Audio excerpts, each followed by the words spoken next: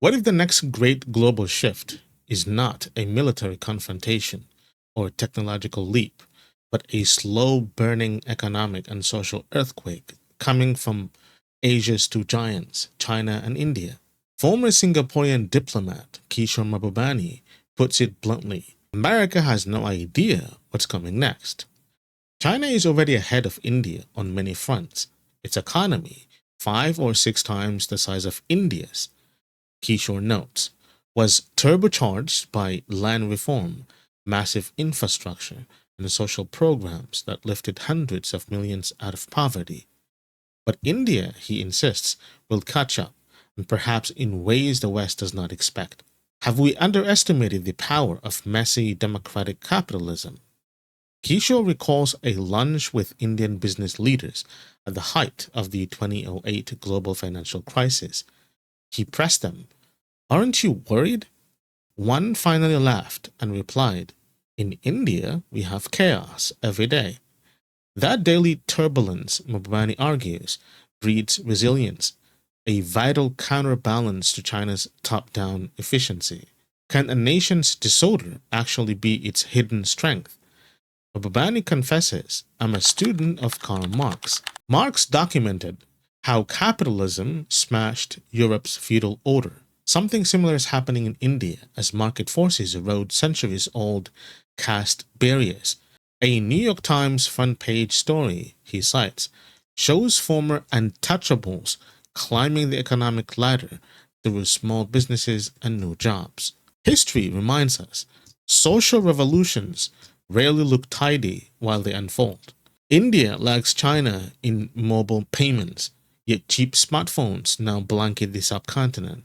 For the first time, farmers in Bihar can check crop prices in real time. A young woman in Rajasthan can sell handicrafts worldwide.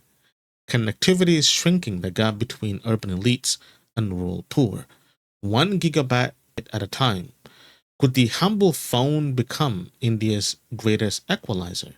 Political freedom came to India in 1947, but mental colonization, Kishore says, lingered. Enter Prime Minister Narendra Modi. Whether you admire or criticize him, his symbolism is loud.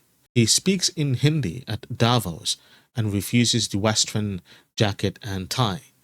This visible reduction of colonial habits is part of what Mbubani calls India's look east, act east reorientation, mirroring a broader Asian confidence that the future need not to be written in English.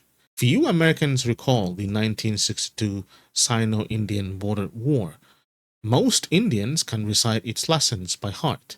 The relationship remains asymmetrical, Kishore warns, but vital. The future of Asia hinges on whether China and India can get along. Together, they already house 10.7 billion people. By 2050, India's population will edge past China's. Cooperation could usher in an Asian century. Conflict could stall the region and the world. Will tomorrow's leaders remember that for nearly 2,000 years before colonialism, these civilizations coexisted in peace? Mabubani turns to Washington. He argues that Trump's tariffs battles reveal the truth Americans overlook. Supply chains are global webs. Disrupt one strand, and planes, phones, and cars grind to a halt. Did 2018, 2020, and the recent tariffs teach us how dangerously interdependent we've become? Rapid growth widens gaps. China's Gini coefficient jumped from 0.30 to 0.47, yet it also slashes extreme poverty. Kishore quotes philosopher John Rawls: "Focus on the bottom 10%. If they are rising, the system might be working." In India and China, hundreds of millions have moved above the poverty line. Is that not the real measure of success? Churchill equipped that democracy is the worst form of government. Kishore contrasts Singapore's and China's meritocratic governance with states ruined by bad autocrats. Marcos in the Philippines, Mobutu in Zaire, and Zia al Haq in Pakistan. The lesson? Systems matter less than leaders who reward talent over loyalty. China remains large, but no longer alone. India's chaotic democracy is forging its own miracle. Its booming youth population, thriving tech ecosystem, and strategic diplomacy are beginning to rival China's dominance, not just in Asia, but globally. Together, these two giants are no longer asking for seats at the table, they're building their own. They are rewriting global norms from development banks and trade routes to digital currencies, data governance, and AI standards. Kishore leaves us with a challenge. The world is big enough for both China and India to grow, but is America ready to share that space? Or will it cling to an outdated map of 20th century power?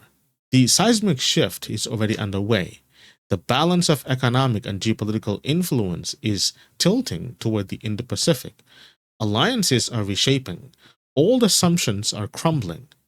The only real surprise will be who adapts first. Because in this new world order, it's not just about who holds power, it's about who understands that power is no longer theirs alone.